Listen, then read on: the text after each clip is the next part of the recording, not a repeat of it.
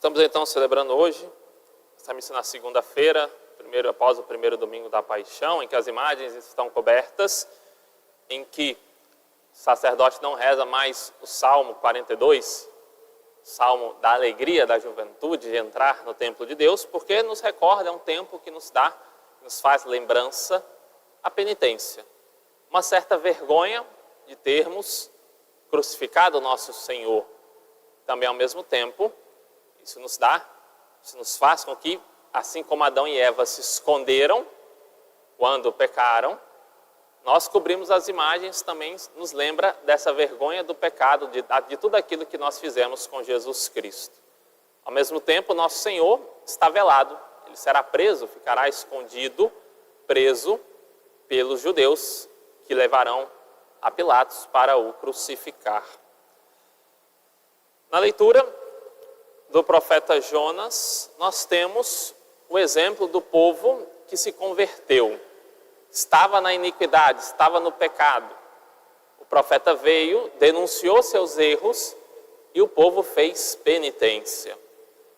Do outro lado, nós temos os sacerdotes e os fariseus que não se converteram.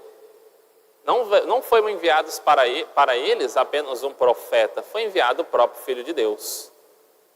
Veio para o que era dos seus, mas os seus não receberam. Não receberam o Filho de Deus, não fizeram penitência. Por isso Jerusalém veio a ruir, a cair, após crucificar nosso Senhor. Então temos esses dois modelos. A cidade que se converteu, aquele povo que buscou fazer penitência semelhante ao rei Davi, uma penitência pública, vestir-se de saco, ou seja, de roupas um tanto quanto rudes e desagradáveis. Isto nos recorda que na Quaresma temos que fazer algo de desagradável à nossa carne.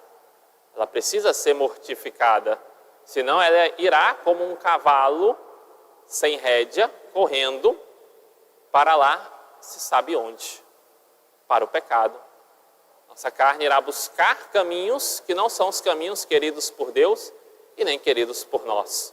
Então é preciso domar aquilo que em nós há o tanto quanto de indomável, o tanto quanto de irracional, que são as nossas paixões e instintos. E uma das coisas necessárias então será uma penitência corporal durante o tempo da Quaresma. Os ninivitas então se vestiram de saco e ao mesmo tempo de cinzas. Isso faz lembrar também a virtude da humildade. Se apresentaram como pessoas totalmente desprovidas de qualquer riqueza. Se apresentaram como semelhante a moradores de rua, semelhante a pessoas que estivessem próximas da morte. Na Quaresma nós iniciamos com aquela oração, quando recebemos a símbolo: lembrai-vos, homens, que sois pó e que ao pó retornarás. E aqui os ninivitas, para fazer a penitência deles, se vestiram de pó, o corpo inteiro com roupas rudes, porque acreditaram no profeta, acreditaram que seus pecados trariam sobre eles a derrota, a derrocada, perderiam tudo aquilo que possuíam. Já o povo judeu recebe de nosso Senhor a seguinte palavra: para onde eu vou, vós não podeis ir. Não há nada que seja mais terrível do que perder a graça de Deus e de ainda por cima ser contumaz nessa perda. Ou seja, aquele coração endurecido no erro, conhece o pecado, sabe que o que está fazendo não é certo, mas não tem as forças e não tem vontade de sair do erro. Não faz como os ninivitas.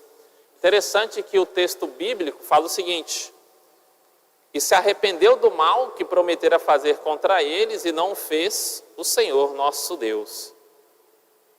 Temos um texto que é uma interpretação, o modo de escrever, uma certa interpretação do hagiógrafo, mas é escrito a seu modo, porque aqui há dois problemas. Primeiro, que Deus não se arrepende, e segundo, que Deus não pode fazer o mal. Tudo aquilo que acontece é porque é algo justo, seja aquilo que seja bom ou aquilo que seja ruim.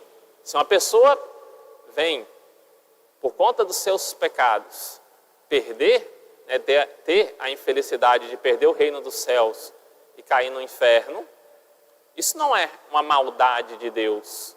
Isso não é algo que Deus, né? O inferno é algo que existe, Deus se arrependeu de ter feito. Não, o inferno é um estado da alma.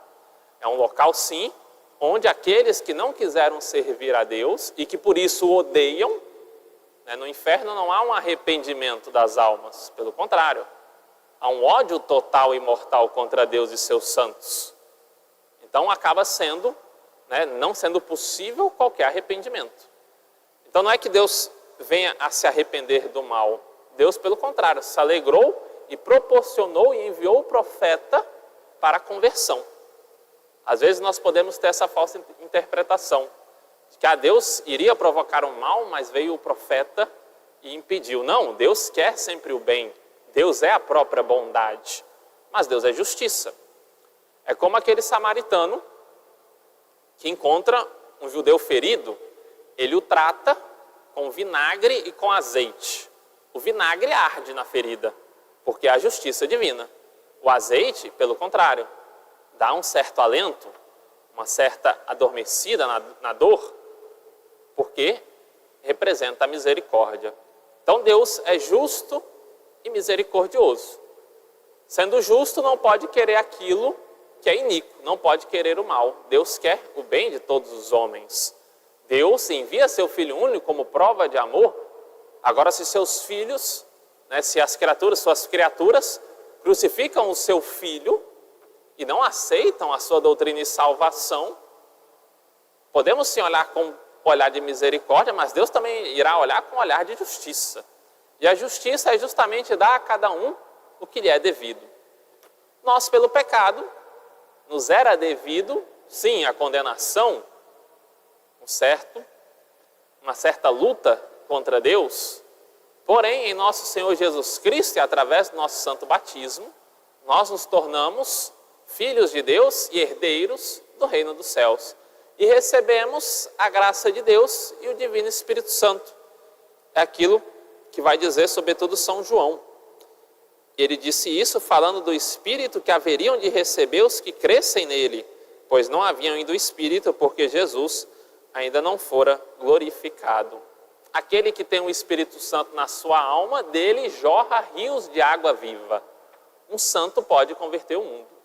Um santo pode trazer uma grande alegria às almas, que é estarem na graça de Deus. Os grandes santos converteram inúmeras pessoas, fizeram com que, talvez, civilizações que eram vistas como mortas, semelhantes a Nínive, se convertessem. Os grandes missionários que trouxeram a fé, sobretudo ao nosso continente, ao nosso país, pessoas que tinham apenas dentro de si conceitos errados da religião e eram guiadas pelas suas paixões, quando receberam o batismo e receberam o Divino Espírito Santo, se tornando filhos de Deus, delas jorraram rios de água viva, porque combateu-se o pecado. O reino de Deus, de nosso Senhor Jesus Cristo, iniciou-se na terra, porque começaram a viver como irmãos, buscando a santidade.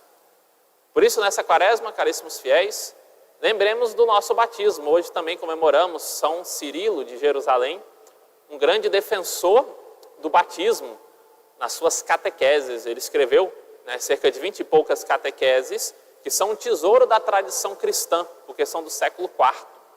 E lá tem algo muito especial, que é a defesa do batismo, inclusive já para os mais pequenos, já para as crianças.